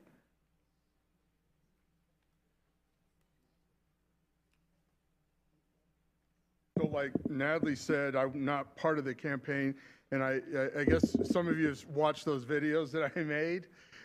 Thanks, thank you. And let me say, each video, I say that's the last one, and I kind of feel like, if you know the story of Jonah and the whale, I got like spit out in the place I didn't want to be, because a year ago when she called me, I think I was driving back from Idaho, doing a conference like on search and rescue, doing a workshop there. And I'm driving back, and she called me to say, hey, the grandma request, like you guys saw that lady, Karen Andrews, I was just helping her with the grandma request because she said she didn't get a good response. And I said, well, send me what you have. And then I said, Karen, stop. Don't keep, when they tell you no, then you say, oh, well, let me modify it. I said, don't do that. Just send it in, and then I'll show you how to appeal. She didn't listen. So I said, you know what, I'm just going to do my own. And to show her how it works, and then one thing leads to another, and then I think Joanne Britton, who's now on the state school board, called Natalie, and I think Joanne told me first, and I said, I don't care, because I didn't really believe that Cox and the lieutenant governor would be cheating. But then when she called and said that there was the same company and stuff, I said, well, I'll just help her, and because I really didn't think anything was wrong. But let me tell you two current events that I want to tie back to that I want to put on your radar. One is there's, I think it's the 18th or 19th, the Senate is going to convene, which is that next week? Yeah, next Wednesday or Thursday. We need to look at the calendar. But the Senate's going to convene. I think they call it an extraordinary session. And what they're going to do is some confirmations. I think there's a judge they may be confirming, but there's a new law that was passed for he's called the state records officer, and he's going to be confirmed. So I want to put that on your radar and come back to that. The other group I want to put on your radar that convenes every month on Thursday, I think it's the fourth Thursday of the month, whenever interim is, and that's that oversight committee that's chaired by Senator McKay that she just talked about. So let me go back and tell you that when we do that appeal in July, I think that was July 18th, you know, again, I'm like just saying this is all I'm going to do, and then I got other things I got to do, and I can't believe it's a year later, and I'm like obsessed with this, you know, to try to fix this, and I was actually on the school board in Salt Lake City 10 years ago, and those people were crooks, and when it came time for re-election, my neighbors, especially my LDS neighbors, said, look, we'll vote for you again, but you got to get along with these people. You got it. And I would say, you know what, I'm gonna double down. I'm gonna burn that place down when I get reelected. I was so upset, you know, and so I didn't have the finesse to be, when I was in my 30s, I was a mayor in Texas of a city the size of Tooele, and that was controversial. But here I am in the Salt Lake City School Board, and it was just incredible, the amount of, and so what I would do is kind of what I did here. I could gather the evidence, package it all up, go to the police department, get a case number, and then send it to the district attorney. And they would meet with me, and we would go over it and stuff. They go, okay, we'll look at this, we'll evaluate. And I'd get a letter a couple weeks later saying, this is a violation of state law, the procurement code, this is what, but we don't believe that we would prevail in trial, so we're not going to move forward on it. So after a couple times of that happening, I just said, I'm not wasting my time on it. So I've gotten accustomed that I can see things that are wrong, but I'm not going to hurt myself emotionally and time-wise dealing with something that nobody's going to change anyways. This is different. And a lot of it is because of you guys. Like when I post a video, I say, if I don't get 1,000 views, I'm not making the next video. And the day that I get 20 views and that's it, I'm done and stuff. And then it goes up and I'm disappointed.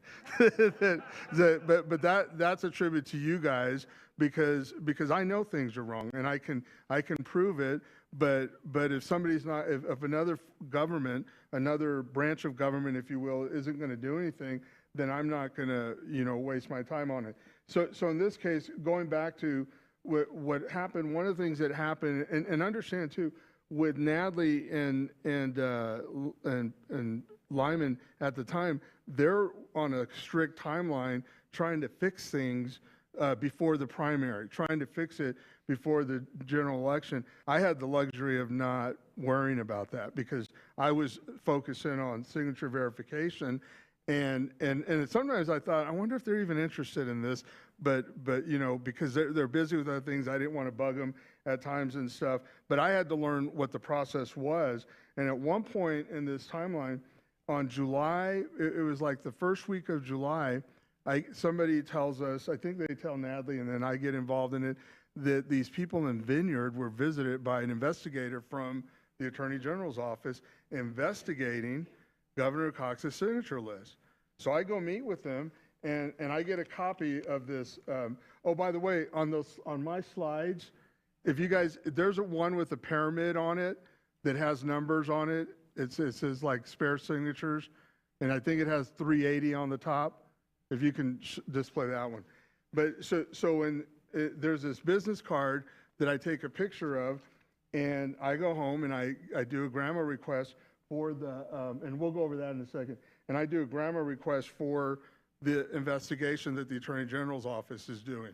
Now, what should happen is that I get a letter back saying, from the Attorney General saying, we are doing an investigation, but it's protected under GRAMA, and we're not giving you a copy of it. That's normal. And there's not, I wouldn't have appealed it or anything. I would have just given the letter to Natalie and say, hey, you guys should bring this up in your campaign. You thought there was something big about that the company he was using is under investigation. Now it's his own signature packets. And they send me a letter back, and the records officer for the Attorney General is at the time is Lonnie Pearson, and he says we don't have any records of that. And I'm like, that's bizarre. So I appeal it, and I explain, look, I got a business card, I know the case number, so I want this case number and stuff. And Daniel Burton, who is the attorney for them, says, we don't have any records on that. I'm like, okay, and like she said, these are one of those times where I'm like done, but now it's like, oh, hell no, now I'm not done. Well, because what are you guys doing? So then I appeal it to the State Records Committee, and the executive secretary won't schedule it for a hearing and says, they told you they don't have it, and you don't have any evidence that they do have it. And I sent her this really nasty email that to this day, she doesn't talk to me because so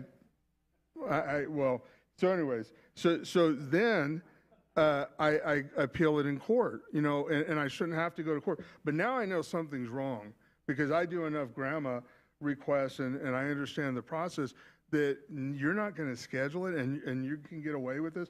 So somebody told her to do that. And so now I know they're worried about this. So then what happens is, that she showed a slide of Kirby Glad. He's a secretary of the Utah County Party, Republican Party. He sends out this, I think it was to the county central committee, sends out an email at the end of September telling them that the Attorney General's office is doing an investigation on a number of packets, and he knows this because McKinsey, you guys as clerk, told him. And so now we got some evidence. There is an investigation going on. Then in October, this audit comes out from the legislator auditor, and he says that the Attorney General is investigating these packets. He even says, and she showed one of the slides in there, but there's a couple times where he says, here are the numbers for Governor Cox, but we don't have all the numbers because some of the packets are with the Attorney General. And it's like, these idiots are, so I'm in court, that's fine. I said, that's fine. They're going to have to answer to me when you know, at the point where we're in court with it. Then what happens is the lieutenant governor, by the way, at the same time, is denying me records for Governor Cox because they said the Attorney General is doing an investigation. So I get all these, and in fact, I think it was the last update that I did on the videos where I know there's an investigation going on. Then in April, one of the guys that's charged, out of the 11 people that are charged, out of the 11 people that are charged, I go get all their indictments from the court, and I find out that only one of them is being charged for signatures on Cox's list. But his name is not on Governor Cox's list. They took him out completely as one of the signature gatherers. And the other signature gatherers that did, there's 4 of them that are on Cox's list. They don't get charged for any forgeries on Cox's list. They only get charged for Ipsen's list. And my theory is on that is that like she was pointing out, and like Senator Brammer asked at committee hearing 3 weeks ago, the reason Cox's numbers are so high in terms of percentage-wise of signatures that are invalid is because I think the clerks used invalid signatures to help him meet the threshold. And there's a number of ways why I think that, and I think I covered it in a couple of the videos. But so that's kind of what they were pulling and what they're trying to hide. And one of the things that I did when I would do a grammar request every 10 days just for random things, because I didn't want them to know what I was looking for. And then what was really funny is like that last slide she shows of the contract and all, those were random things that I didn't even care about that they end up responding. I'm like, what? You didn't even, I think I sent the contract to another clerk in the state and I said, look at this contract, this is weird, that if they get done with Governor Cox's signature verification on March 17th, why are they signing a contract with the lieutenant governor with Davis County on the 19th of March? And so just these bizarre things. And then, you know, I asked for the certification of the clerks just because I was throwing them off. And by throw off things, I was finding things wrong. So if you saw the original one, the original video that I made, because is that story I just told you, that when the Attorney General is saying there's no record of an investigation, and then, you know, the secretary wouldn't accept it. It just so happens that the next month, the Senate was mad at the State Records Committee because of some issue they did with a president of the university down south. So I contacted some people and said, you know what, you guys should get rid of the State Records Committee. And I did the research. I said, here's how every state deals with grandma, and you guys should replace them with an administrative law judge. And so that got to the senators, and they moved on it. And then it all backfired on me all the time. I was mad at the clerk. She's still there. And so they actually go through with the process. It ends up being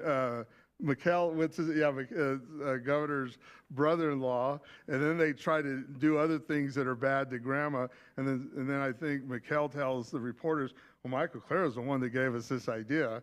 So anyways, that was a big mess. But today they passed a law, got rid of the State Records Committee, and they have an administrative law judge that the governor can appoint. The governor appoints Lonnie Pearson, the guy that tells me in the AG's office there's no investigation. And then, so we go down, I think there were 7 of us, Jen and Tina was there. Anybody else from here? Yeah. And no, when we went to the hearing last week and we testify against Lonnie Pearson, and then Daniel Burton, who's the other liar that says there's no investigation, comes and testifies on his behalf. So it's just bizarre. And they're brazen. That I can be in the same room with them. In fact, there's a picture of me testifying that I put on X, and the secretary, Daniel Burton, and Lonnie are sitting right behind me. And I just said, you know, this is dumb that we can, you know, that it's ironic that these liars, and I'm calling them liars, And so, and I'm surprised I didn't get cut off. People were getting cut off for saying that Lonnie was dishonest and stuff. So I don't know how I got past that with the chair, but that's just how crazy things are. So that's kind of the negative thing. The one other thing I wanted to tell you is that on April 14th, my appeal case, the lieutenant or the attorney general files a motion. They call it a motion for summary judgment, and they tell the judge, Michael Clara doesn't have any evidence that we have this investigation, and you should dismiss his case. So I start writing I have 14 days. I start writing my response, and it's the things I just told you. Of course, I have evidence that you guys have an investigation going on. But then at one point I decide, you know what, I'm not going to do that. I'm going to let this stand. I'm going to let the judge dismiss my case that they don't have an investigation, because when I get to appeals with this new administrative law judge, I didn't know it was going to be Lonnie Pearson, but when that comes before the administrative law judge, he's going to order the lieutenant governor to give me the records that they're claiming, if this makes sense. They're claiming we can't give you these records because the attorney general is doing an investigation. But I'm going to present a judge has already decided, agreed with the attorney general, they're not doing an investigation. So lieutenant governor can't use that anymore to hide these records. So that was my plan. Then the attorney general, 14 days later, just files an amended motion. So what should happen is at the deadline, when I don't respond, the judge should just issue a dismissal of the case, which I'm fine with. But the attorney general files an amended motion, but it's the same motion. And I still don't reply. They file 14 days later another one. I get it certified mail. I get it hand delivered. A server try to come bring it to my house. I get it in the mail. I get it on email. So for some reason they want me to respond, but I'm not going to. And if they saw the flyer, knew I was here, I'd get served with paper. But it doesn't matter. Even if they serve me, I don't have to respond. But something, see, this is the kind of fishy stuff that's going on. But one of the things I want to show you in this slide up here is I would run into things that I didn't think were important, but it was that kind of random thing I was doing. And then I'd find things like, oh, something's wrong here. And this was one of them on the spare signatures. What happened was, when you see that 391, that's John Dougal's that came out in September. He says that, and you can see, I kind of had to make a timeline on a whiteboard, and you could kind of see what they were doing, is that when Phil Lyman and now they are questioning the results of this signature verification issue, John Dougal comes out with an audit. He says, look, statistically, the governor is short 300 signatures, and we know, he says that 391 of them are verified. That the spare signatures, he doesn't tell us how many they looked at, but he says of the spare signatures, 391 are verified as good. Therefore, we have enough to cover to backfill, he says, the shortfall. And so everybody in the media and in government and the legislature, we're done. Because, yeah, okay, he was short, you were right, Phil, but he still had extra signatures he turned in to do the backfill. And if that wasn't the case, he had 28 more days to gather signatures. So that was it. What caught my attention is the next month, the legislative auditor says he had 492 spare signatures.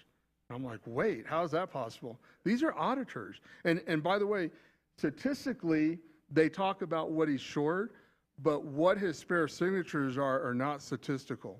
These, I don't know what you call that in an audit, but these are actual numbers. We're not doing any percentages. So I started doing grammar requests for that. What I find out is that number 592 that Callie, who's the elections director, told Natalie, that's a lie. They admitted to that and said that was just a rough number. The guy that actually gathered the signatures, he's the one that turned them in. He says, and he even said it again on March 10th, we turned in thousands of extra signatures that could have been counted. And he's probably right, because when, according to this audit, when the clerk, your clerk, would see, they could see bad signatures, that they could just look at a page and see that they were forged. So they would just pull the packets out, and what I'm pretty sure they did is they pulled all the bad packets out. They just went, they picked like four signature gatherers.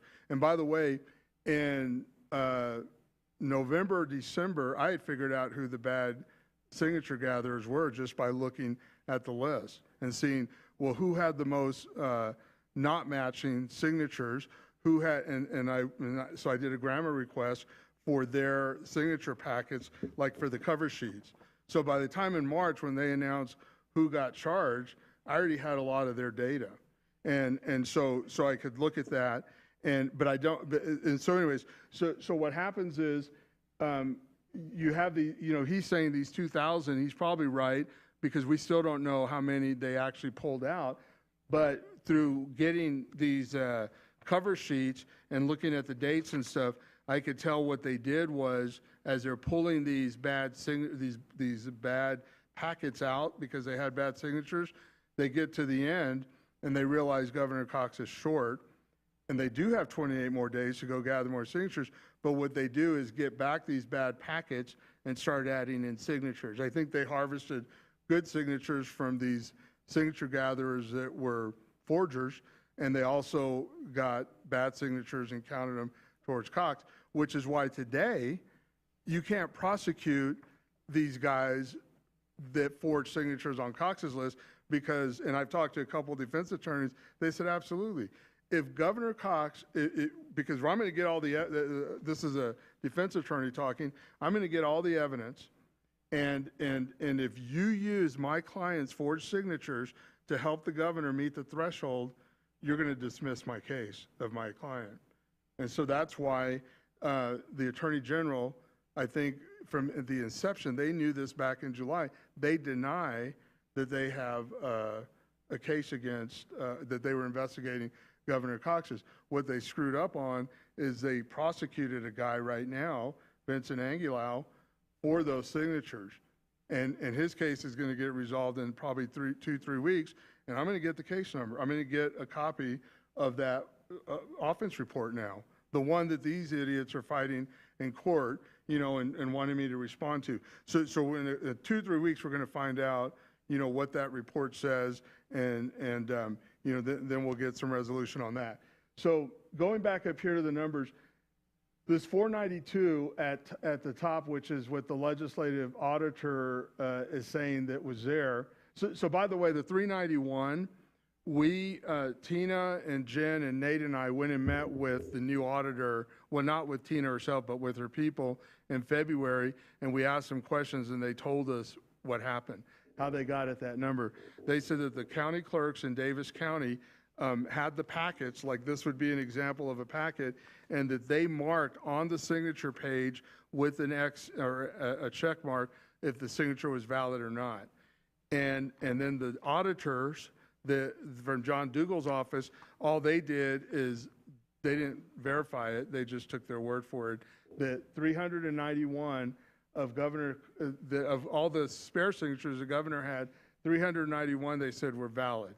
However, what caught my attention is the next month, the legislative auditor doesn't say anything about valid. He just says there's 492. Just recently, literally like 3 weeks ago, I got the lieutenant governor's office through doing grammar requests. I told him, I said, you know what? Okay, you've given me the cover sheets. The cover sheets, when you gave me all, and the cover sheets, they're up here like, this is BB1, which means that these are his extra signatures. So they gave me the cover sheets, all his extra signatures, and I got 17 of them. And I just put these extra pages here to show that's what it would look like if you had 5 signature pages. So I get 17 of these. The problem is that only adds up to 380 signatures. We're missing signatures, and it's like, so then I do a grammar request, and I say, you know what? I want to see the packets now. And you have to show them to me because the information you're giving me doesn't match. We have 2 audits with information doesn't match, and then they say, for $4,500 and something dollars, you can come view them, but we're not giving you copies. And I could probably get on X and raise the money. I would do that if I was going to get copies, but I'm not going to do that just to go view. But anyways, I get them to admit, I say, well, tell me, before I pay this, tell me which of these are you going to show me? Are you going to show me the 380, these that you already gave me, or what? And then they tell me, we're going to show you 492 signatures. Now, here's the kicker on that. Right around that time, I start, and this is the last thing I'll tell you, Benson Aguilar is the signature gatherer that I know that's who they're charging for fraudulent signatures on Governor Cox's list. They took his name completely off the list. And what ends up happening is, on his indictment, it says he's turned in 2,336 signatures total, and 84 of those were valid. And so that's why he gets all these felonies and stuff and everything. So I want to know where these 84 get counted for, and I start doing grammar requests, and they, well, we can't give them to you. The Attorney General has it. And I do another one. I said, I want the cover sheet. Nope. I want the list of those 84. No. And I asked for something else. On one of those, the records officer, they just changed records officer. I feel like Comey. Remember FBI Comey said, oh, well, Mike Flynn is new. I'm going to send in these agents. Well, I just happened to get this. It wasn't me, but they just switched records officer. And she says, these 84 signatures that you want, they're with the Attorney General's office. There's an investigation. And by the way, you already have the list of all the other signatures. They're Governor Cox's list. We gave those to you back on June 6th. So now I know that the 84 signatures that belong to Benson Aguilar, extra signatures, are with Cox, which is really bizarre. And how is this kid going to turn in 2,000 and something signatures, and 84 of them that are valid are going to be Cox's signatures? You know, but anyways, that's probably why, you know, I got 380 in the cover sheets, and then there's a couple other places where they probably could get up to 492. But it just shows you, you know, to what degree, you know, that they're, and that's just me trying to figure it out, but they're lying about, you know, and that's just me trying to go through with these spare signatures. So the thing I want to tell you is that you want to get a hold of your senator, your state senator, ask him not to confirm Lonnie Pearson. He's probably going to get confirmed, but we should use this as a backdrop, you know, to be able to show that we're paying attention. You shouldn't put the records officer or the new administrative law judge shouldn't be the guy from the Attorney General's office that was hiding records from people to help Governor Cox. And then the last thing I will say is that this is a signature verification audit, and one of the things that happened was that it came out with recommendations. The recommendations in here, a number of them, probably 80% of them, ended up in Senate Bill 164 and got passed as a law. But the recommendations in here came from Natalie when we were at that hearing July 18th. She's telling the Records Committee, we don't have poll watchers, we can't watch the process, so you should release these Ipsen records. And a couple weeks after that hearing, the auditors called me to say, hey, we have some questions about signature verification. I told them, well, you should get Natalie's list. And I said, actually, I have a list. I just made this video of what she said, and I got a transcript, and I sent it to them, and they incorporate that into their, they would probably deny it if you asked them, if they saw this. Michael Clara said that you just got Natalie's list. But the reason I want to bring that up is because that's some of the things I think that get buried in the successes that happen. That we have a government right now that's willing to change laws to fix the problem, but they're not going to admit that the stolen election actually happened the other direction. And I don't think at this point that's going to change. And so for me, it's a little easier for me to just say, well, I'm going to move forward and help with election reform and stuff, but I don't think it's going to reach back to the point that they're going to say, well, let's have another election, or let's fix what we did wrong. But it's going to be a lot harder to do that the next time around. All right, thanks.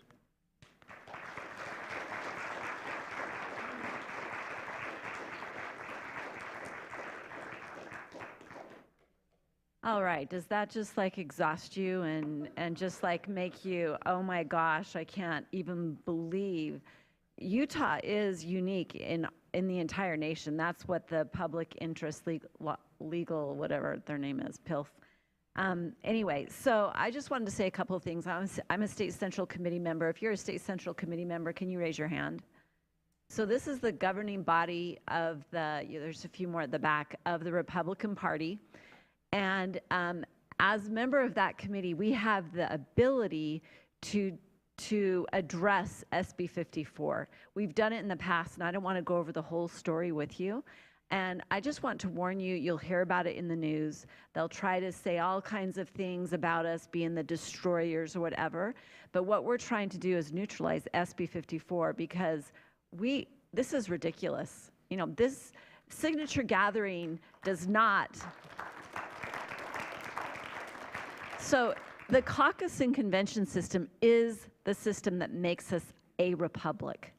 And gathering signatures deprives us of that. So it is absolutely evil. Don't ever sign anything. Although if what we do on the SEC does not work, we might go the initiative route to get rid of SB 54, because the legislature is not going to solve the problem. So just having said that, I want to just, after this Legislative Audit Committee where Natalie and Michael were up presenting, giving their 10-minute presentation, they just have almost taken 2 hours to tell you all tonight. I was, Dan McKay, who is a senator and who is the chair of that committee, you know, gave his condolences to Natalie and just said, you know, I am so sorry for the drama and trauma that your election caused you, that your campaign caused you. And I was like, my mind just went, it made me so angry, because I'm thinking, one thing I didn't hear Natalie say in her presentation was that they went to the courts. They couldn't get a remedy from the courts. They obviously could not get a remedy from the legislature. They went to law enforcement because laws were being violated. They could not get any remedy there. And so here they are, still trying to find some kind of remedy for this unlawful behavior. And here we have Dan McKay telling her he's sorry for the drama and trauma. So, you know, I was so annoyed with him. I texted him, and I said to him, let's see. Hello, Dan. Anyway, I was just in the meeting that you just held. I wanted to share a couple of thoughts. Elections have consequences, which I know you know. It's hard for me to believe that the legislature has no power, because one of the things he said is that, sorry, the legislature has no problem to resolve this issue. You know, we're powerless.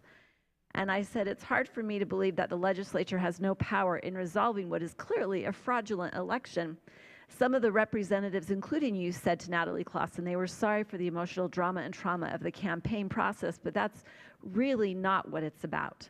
It's about all of the disenfranchised voters who voted for them, which won the election if it had not been fraudulent.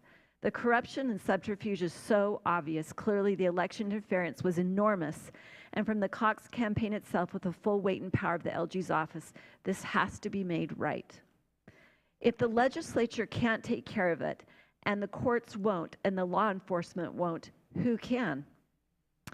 One other conflict of interest that I really wanted to come and talk to you about, but I had to leave the county attorney, but I had to leave anyway. Let's see. Okay, I'm just going to keep reading. Had to leave is that the county attorney, because he gives counsel to elected officials within his county and can therefore not take any criminal referrals against those same individuals because of a conflict of interest. The criminal referrals are then referred to the AG. So basically what this means is that there are criminal referrals that have been made towards certain elected officials in Davis County. One of those, you know, Natalie talked about all of the signatures being centralized into one county clerk.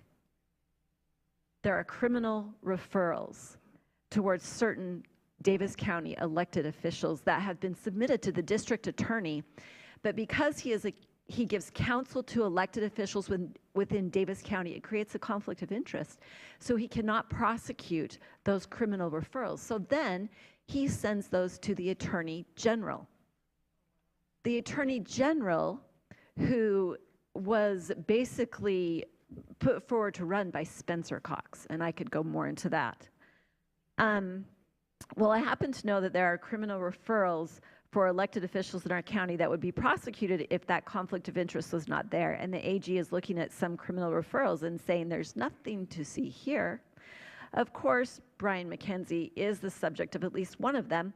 I was told by Derek Brown's wife, who is our AG, Emily, that Derek Brown has no intention of doing anything regarding the election. I wish there was someone who had the honest courage to take care of this as it should be taken care of. I think we belong to the same church. Perhaps you have read the same prophecy by a former prophet that Salt Lake County will be classified as one of the most wicked cities in the world. Perhaps we're there now. Anyway, his response to me was, I just lost my spot. Thank you for your feedback. I pressed him a few more times. I'm like, Dan, who can take care of this? Where is the remedy? And he said, to be honest, I don't have a satisfactory answer to this question yet. So that's where we're at. Linda? People who the House sponsor of Senate Bill 54 was? Oh, that's right. SB 54, which is the law we abhor, which allows you to gather signatures to get on the ballot, was Dan McKay. The same Dan I'm texting right here. So it's one incestuous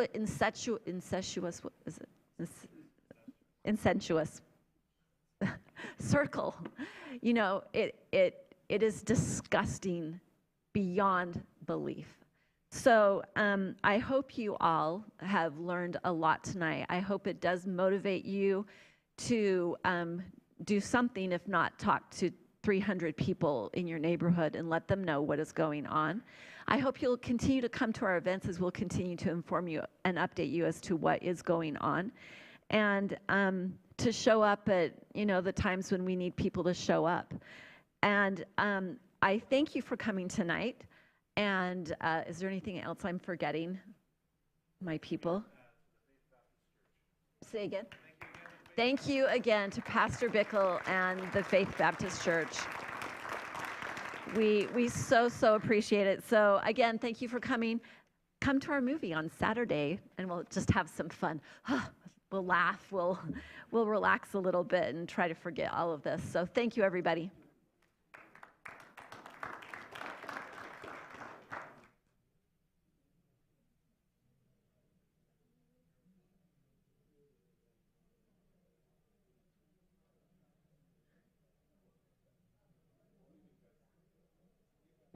Everybody, if you go to Davis County Conservatives on YouTube, this presentation will be there. So feel free to share that with your 300 neighbors.